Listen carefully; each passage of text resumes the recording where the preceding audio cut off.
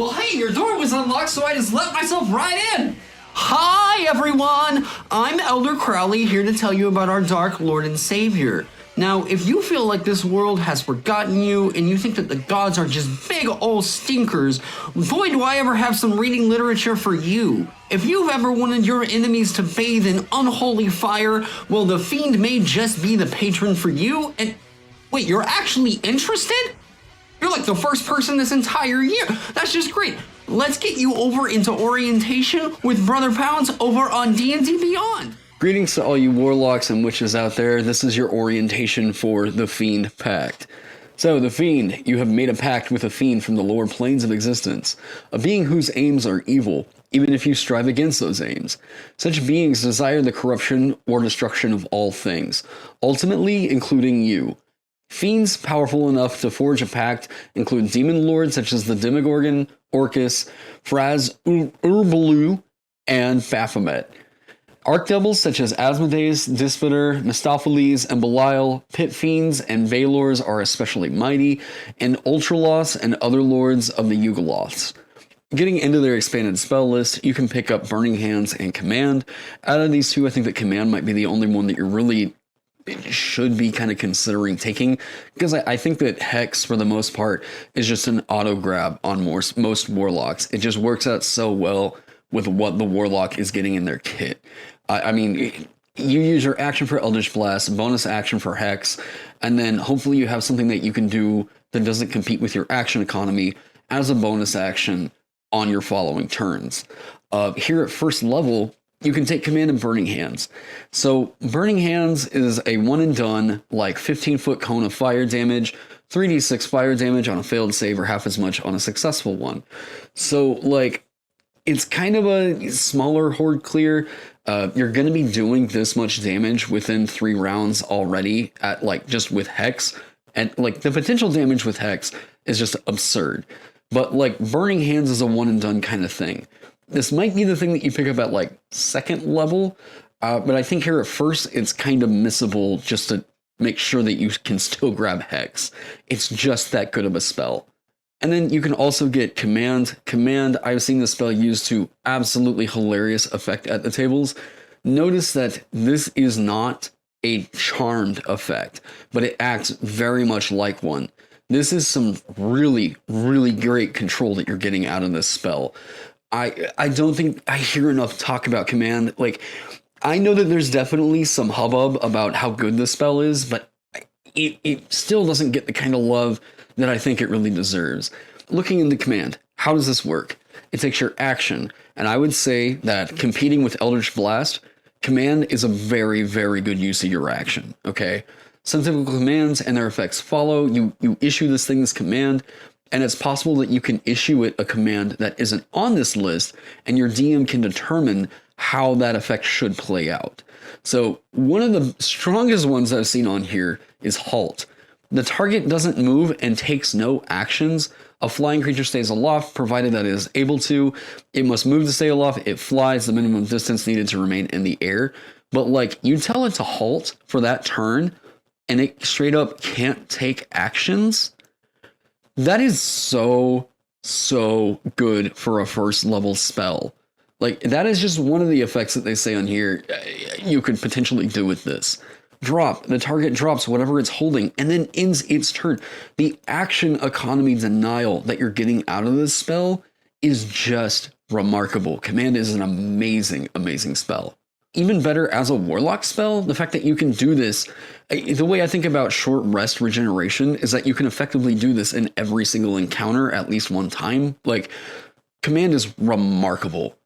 Whenever you get access to second level spells, you can pick up Blindness, Deafness, and Scorching Ray.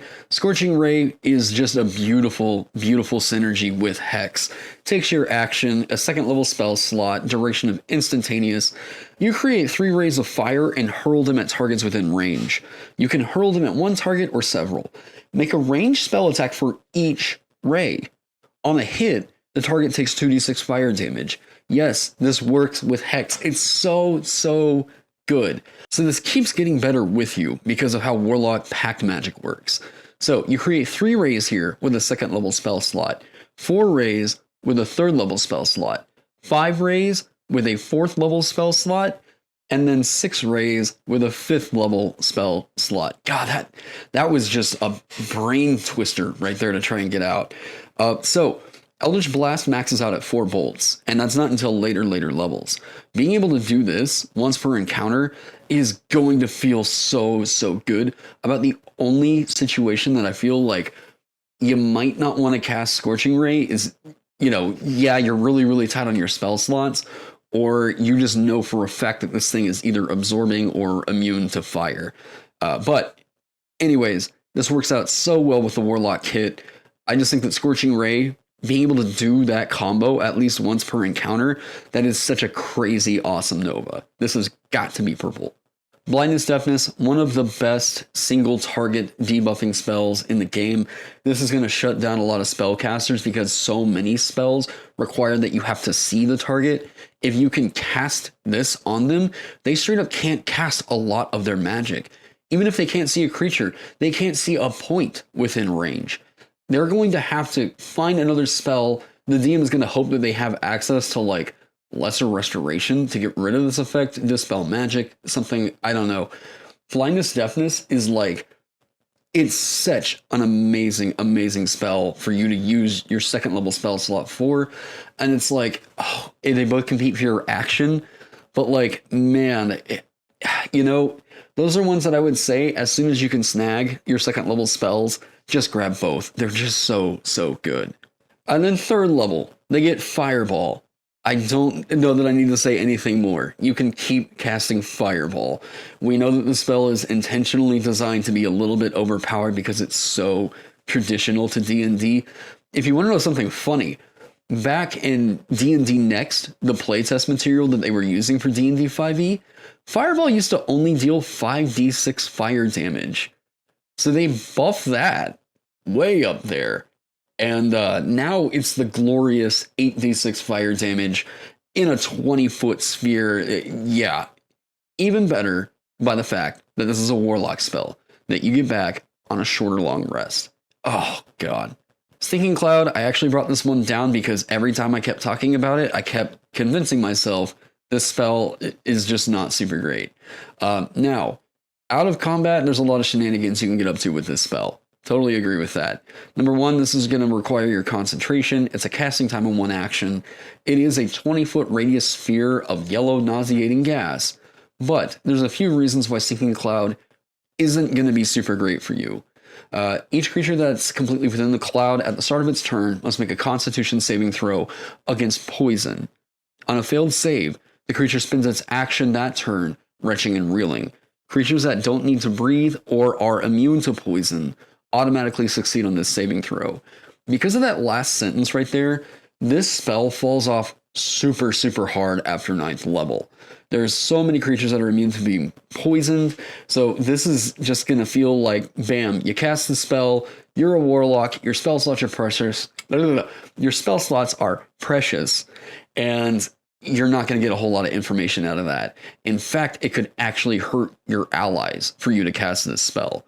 The other thing that makes Stinking Cloud not super great is like, I'm always thinking about this as an action economy denial kind of a spell. If it's going to require a 3rd level spell slot, there's a lot of creatures that can get affected in that area, right?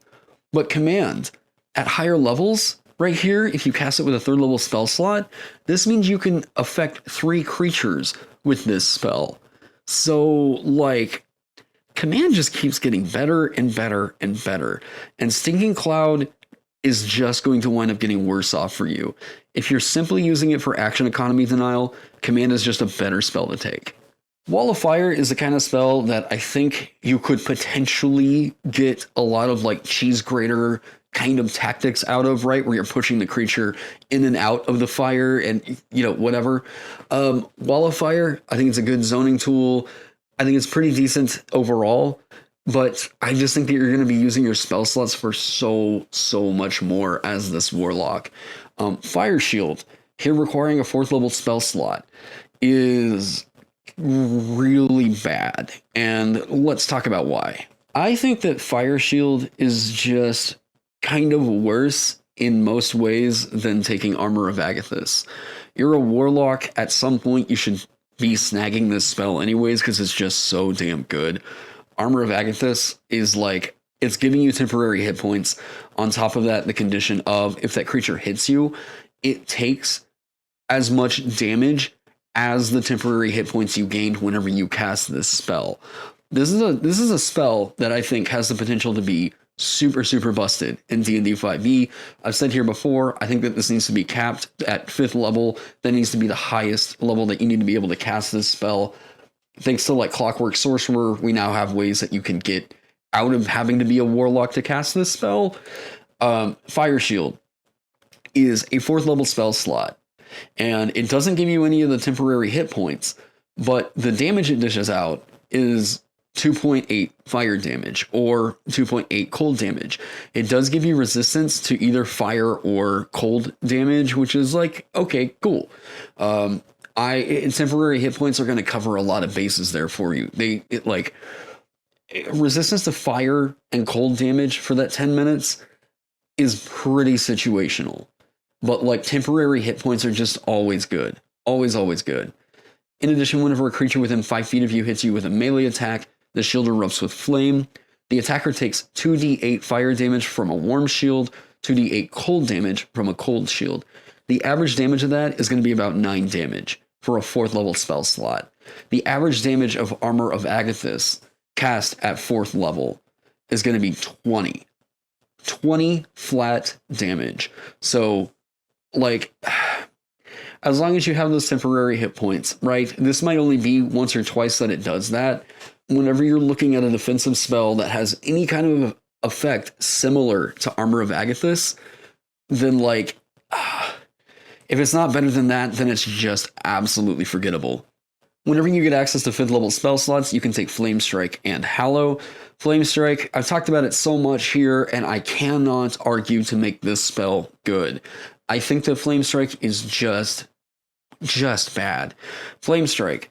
So this is a worse fireball. It made even worser, whatever, by the fact that you're on a warlock here. If you're casting fireball, okay, and we're thinking horizontally, right? Fireball is a 20-foot radius, and you can deal 10d6 fire damage with your 5th level warlock spell slot you have.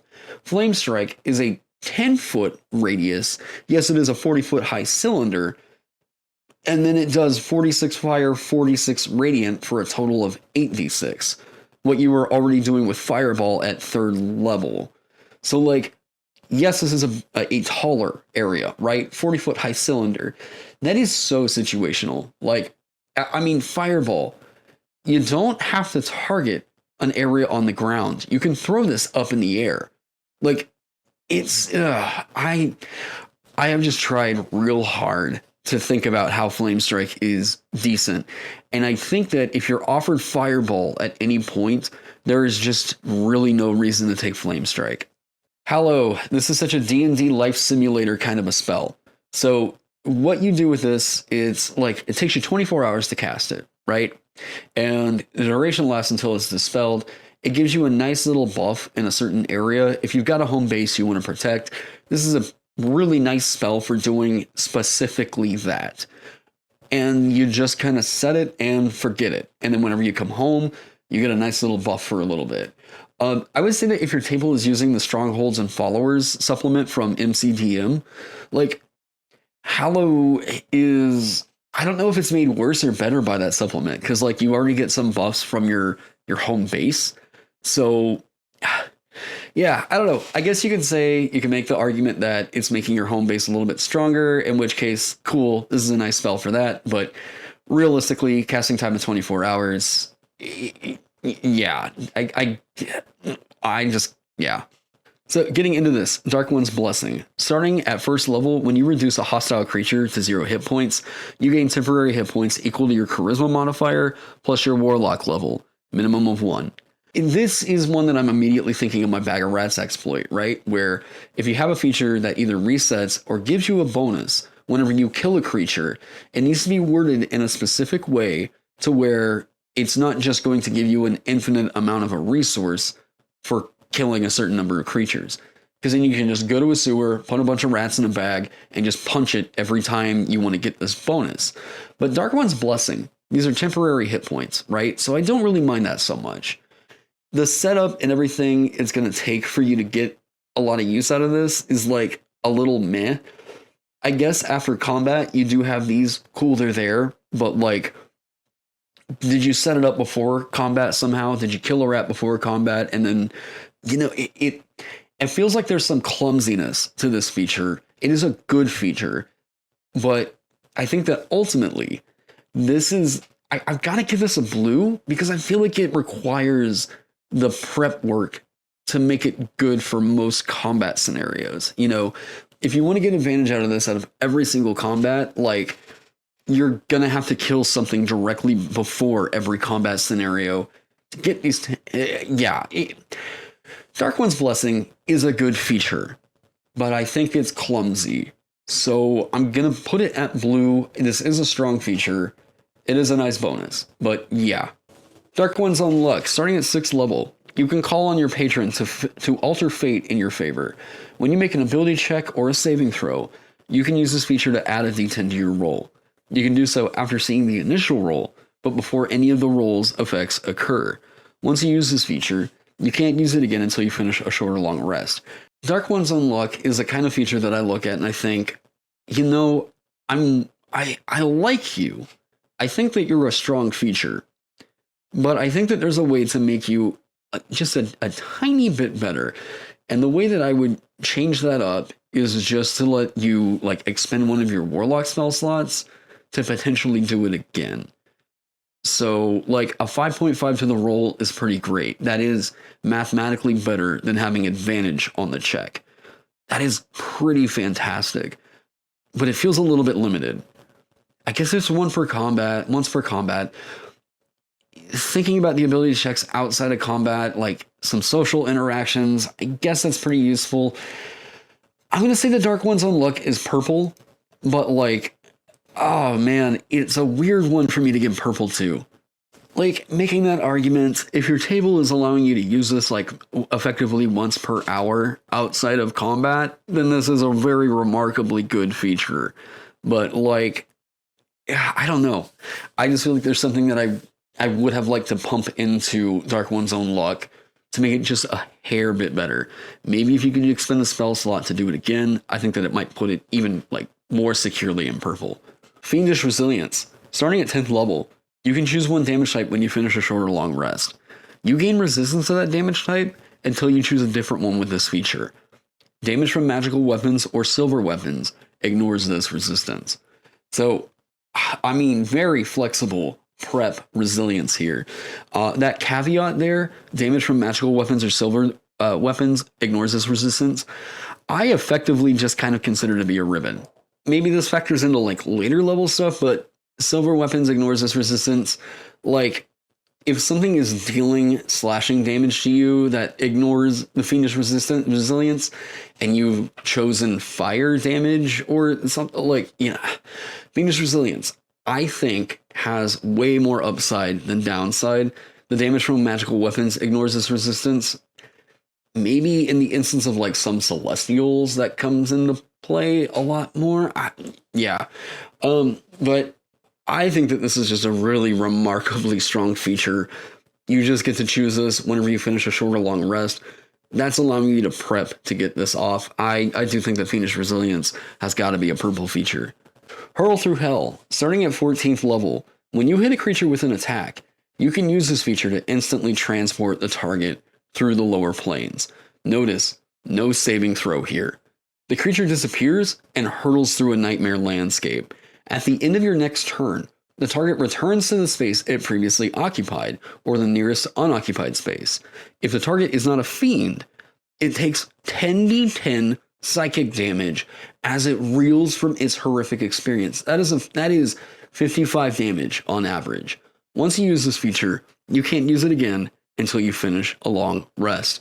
This works with Eldritch Blast when you hit a creature with an attack. So if you have your 4 Eldritch Blasts ready to go, bam, bam, bam, bam, that is 4 opportunities that you can also banish it. And this is such a good banish. Remarkable control that you're getting out of this, on top of the 10d10 just straight up Nova psychic damage that it's taking from this. So this works remarkably well with the Warlock's entire kit. I have heard some complaints that feel like this is just kind of a weak capstone. Hurl through Hell is super fantastic. This is such a great blaster kind of a Warlock here. Let's go over and I'm going to give this one my rating. So the Fiend is going to sit pretty solidly up here in A. That is under Celestial and Hexblade. Reason being is that, like, I think that there are probably going to be way more arguments that Dark One's Blessing is actually purple in this system. I think that it's giving you temporary hit points after you would really want them. I think that in a lot of horde clear kind of combats, this is going to be a very, very good feature. It is set up to where, like, if you're thinking about the traditional kind of a dungeon crawl, then you're usually always going to have these temporary hit points whenever you go up against the boss. And I totally screwed up this critique in here. You have to be the person to get the kill on the creature in order to benefit from this feature, which, like, it's making for a pretty selfish kind of playstyle, and you're not always going to reliably be able to do that. So yes, you have a ton of damage that you can use, but this is, you can't get past that part of this. You have to be able to reduce that creature to 0 hit points, and then you get these temporary hit points. So that, it's another part of this. It's another caveat that I gotta weigh in. Other than that, it's really just its spell list that is bringing me down a little bit. It's like as soon as you hit Stinking Cloud, then the rest of them just feel a little bit meh. Wall of Fire is what I feel is the strongest spell that you're going to be able to get at 4th level and above. Hallow Flame Strike is just one that I think is just markedly bad to take. Fire Shield, if you're a class that has Armor of Agathis, Armor of Agathis is just going to be a way better thing to use in most situations. Stinking Cloud, you already get Command, and Command is going to be way good for you. Like, way good for you. I think that Fiend is just really comfortable sitting in A. I think that Hexblade is possibly doing the blaster like damage output playstyle just a little bit stronger. It's definitely a better striker. And then Celestial is just its own unique kind of a thing. You're playing a very interesting kind of face out of this Warlock, I guess you could say. Let me know what you all think down in the comment section below. Love it, hate it, let's have that discussion. I want to give a shout out to my Patreon sponsors. Thank you all so much for helping me keep the lights on around here and coffee in my blood. You all are absolute heroes. Go check out some of my other videos if you're not subscribed already. I'm about to hit 2,500, so yeah, thank you all for all of your support. Thanks for being here. I hope you all are staying safe, staying healthy, and I can't wait to see you in the next one.